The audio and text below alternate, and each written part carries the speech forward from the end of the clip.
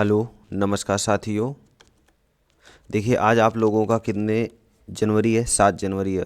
और 7 जनवरी को हम लोग मेंस के अंतर्गत जो डेली 10 क्वेश्चन सीरीज देख रहे हैं, 10 क्वेश्चन सीरीज, उसको हम लोग क्या करेंगे, इसमें डिस्कस करेंगे। क्लियर हो गया?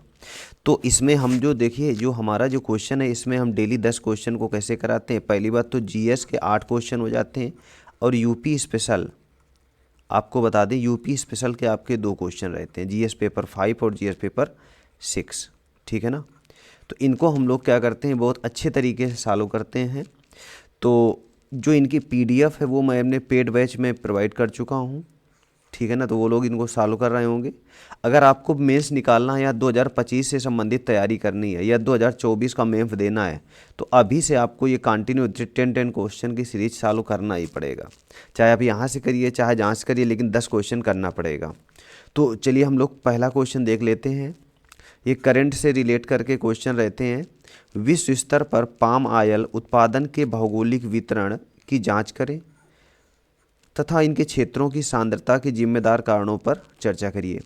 देखिए मैं आपको बता दूं कि इसमें आपको विश्व का मैप बनाना पड़ेगा। जैसे ये दक्षिण अमेरिका हो गया, यहाँ पर कुछ इस तरह अमेरिका हो गया, ये अफ्रीका कॉन्टिनेंट बुक में बहुत अच्छे से बन जाता है, यहाँ पर थोड़ा प्रॉब्लम है। तो ऐसे बना करके ये विश्व का मैप बना करके थोड़ा भौगोलिक परिस्थितियों को दिखा देंगे। और आपने देखा पाम ऑयल के पूरे पूरे चर्चा में कर सकते हैं। जैसे इंडोनेशिया सबसे ज़्यादा पाम ऑयल उत्पादक देश है, तो थोड़ा सा आपको इंट्रो लिख देना है। ठीक है ना? इंट्रो बहुत बड़ा नहीं होना चाहिए, वो क्वेश्चन के हिसाब से होता है। 125 शब्द में अगर लिखना है, 125 शब्दों में, तो बहुत बड़ा इंट्रो लिख के नहीं आ सकता, ये ज़्यादा 2 या 3 लाइन में ख़त्म कर देंगे। उसके बाद बाडी में आपको डायग्राम बनाना है। डायग्राम कैसे बनाना है मैं आपको भेज ही चुका हूँ। ठीक है ना? डायग्राम और आपका फ्लो चार्ट कि क्या क्या उपयोगिता है, क्या क्या हानियाँ, ये सब चीज़ें हैं। और इसके जिम्मेदार कारकों को लास्ट में लिख करके हम लोग वे फॉरवर्ड लिख देते हैं। चलिए दूसरा क्वेश्चन देख लेते हैं। जीएस पेपर 2 का है, भारत और यूरोपीय संघ के मध्य संबंधों को है। तो थोड़ा सा ये इसमें आईआर भी इंक्लूड है और आपका रिन्यूएबल एनर्जी के बारे में, जलवायु मुद्दों और नवीकरणीय ऊर्जा क्षेत्र में जो भारत यूरोपीय जो संघ है, सहयोग पर यूरोपीय संघ के प्रभावों का क्या करना है, मूल्यांकन करना है। थोड़ा सा हमें, आपने देखा होगा भारत और यूरोपीय संबंधी ईयू इकोनॉमिक, जो आपने देखा नहीं है, यूरोपीय यूनियन, इनके बारे में बता देना है थोड़ा सा। उसके बाद थोड़ा सा आपको इंट्रो में हो जाएगा ये पूरा। उसके बाद बॉडी, और बॉडी के बाद में आपको वे फॉरवर्ड लिख देना है। बॉडी में आप चाहें तो डायग्राम वगैरह ये तो बनाना ही पड़ेगा। जीएस पेपर 3 का तीसरा क्वेश्चन हम लोग देख लेते हैं। देखिए डेली हमारी 10 क्वेश्चन की सीरीज चल रही है, तो इसको आपको बहुत विधिवत तरीके से देखना पड़ेगा। सार्वजनिक वितरण प्रणाली पीडीएस व्यवस्था है, पब्लिक डिस्ट्रीब्यूशन सिस्टम, आपने देखा होगा। ये आपने देखा होगा जो सरकारी गल्ले की दुकान होती है, वहाँ पर इसके बारे में पूछा गया है कि भारतीय खाद्य निगम के अधिशेष को पूरा करने में वित्तीय और परिचालन संबंधी बाधाओं की क्या करना है, जांच करना है।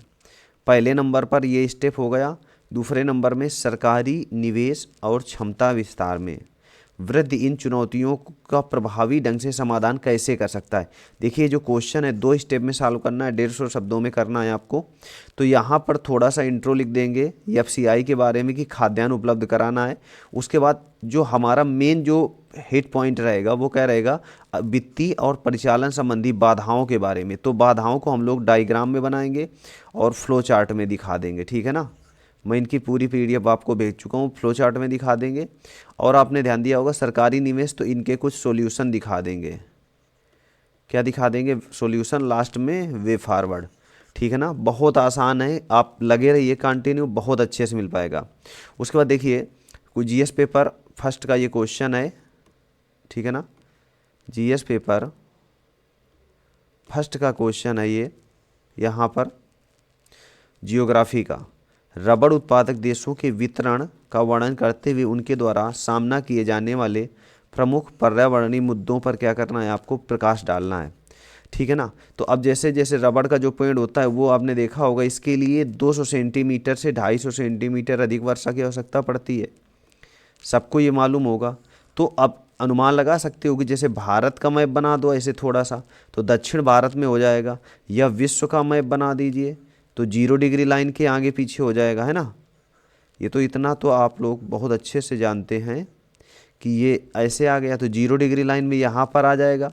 तो ये ब्राज़ील हो गया, इधर क्या है पश्चिमी सहारा हो गया, ये इंडोनेशिया वगैरह हो गया, केरला वगैरह। तो यहाँ पर ऐसे मैप में दिखा देंगे और मुद्दों में बता देंगे जो रबड़ वाला पेड़ होता है, रबड़ का जो पेड़ होता है कि किस किस तरह हानियाँ रहती हैं, ये सब चीज़ें आ सकता है आपका, ठीक है ना।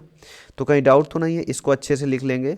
वही आपका थोड़ा सा इंट्रो लिख देना है, उसके बाद बाडी।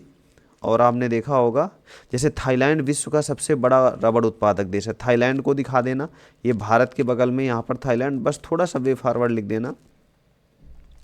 देखिए इनकी अगर पीडीएफ प्राप्त करना चाहते हो तो 259 रुपये में मेरा कोर्स चल रहा है, 259 रुपये में है, हाँ ठीक है ना। हाँ ये चीज़ है, चलिए इसको देख लेते हैं हम लोग। हाँ यहाँ पर ये जियोग्राफी का क्वेश्चन है, अंतर्राष्ट्रीय व्यापार में जल संधि व जल स्थल या स्थल संधि के महत्व को समझाना है। देखिए जल संधि और स्थल संधि बहुत महत्वपूर्ण है। पहली बात तो आपने देखा होगा ये क्या करते हैं पर्यावरण के देश से, क्योंकि जैसे अगर किसी देश के अंदर ट्रेन बिछाई जाएगी या आपने देखा परिवहन का खर्च रहेगा, है कि नहीं, हर सेगमेंट को आपको लिखना है, ठीक है ना।